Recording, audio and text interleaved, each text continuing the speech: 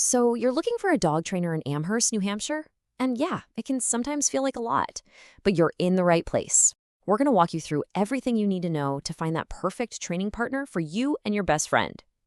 Okay, just imagine for a second you and your dog are taking a walk on the Suhagen Rail Trail. It's totally calm.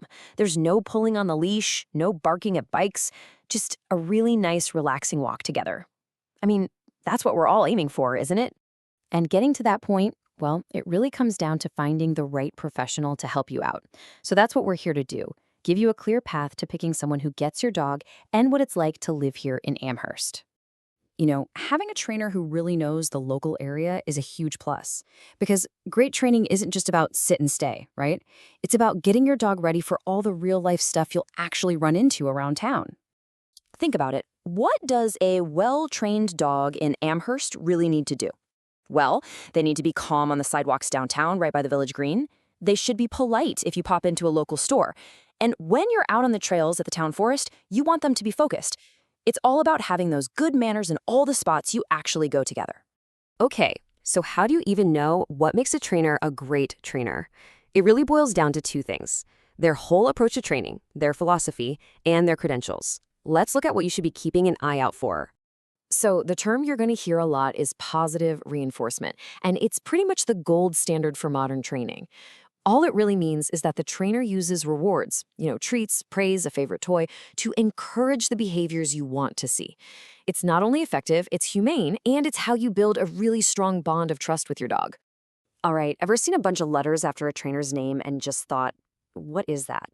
Well, things like CPDT-KA or KPA-CTP, those are actually certifications.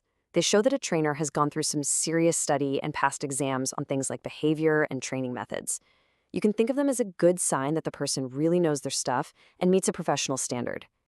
So once you find a few trainers who have the right philosophy and credentials, the next step is figuring out what kind of training program is the best fit. And there are a few different ways to go, each with its own pros and cons. Let's break down the two most common options: group classes versus private lessons.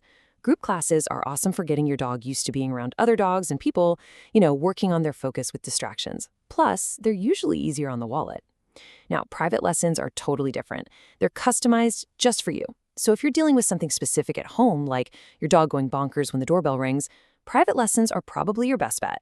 What if you need something a bit more intensive? Well, you've got options like day training. That's where a pro works with your dog during the day, and then you learn how to keep up the progress. Then there's board and train, which is a really immersive program where your dog actually stays with the trainer. For those, the handoff sessions at the end are absolutely critical, so you know exactly how to continue all that great work back at home.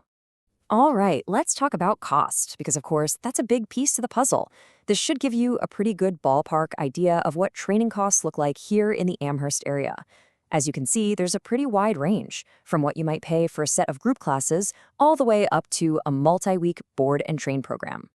Okay, part of being a great dog owner in Amherst is also knowing the local rules of the road, so to speak, and finding the best spots to practice all those new skills. So what's the deal with leashes? A standard 6-foot leash is really what you want to be using in public areas like the village green or on the town trails. It just gives your dog a little room to sniff around, but keeps them safe and close enough that you're in control and being considerate of everyone else. And here are a couple of key things to remember. Once your dog hits 3 months old, New Hampshire law says they need a rabies vaccine. At that point, you'll also need to get their annual license from the Amherst town clerk. Just remember to bring your proof of vaccination when you go. So where can you take your dog to practice all this stuff? The Amherst Town Forest is a great spot, and so is the Sohagen Rail Trail. One thing to keep in mind, though, is that Amherst doesn't have its own designated off-leash dog park. So if you're looking for that kind of off-leash playtime, your best bets are the parks in Nashua or Manchester. Okay, so you've got all this info, you've done your research. Now for the final, and maybe most important step, the consultation.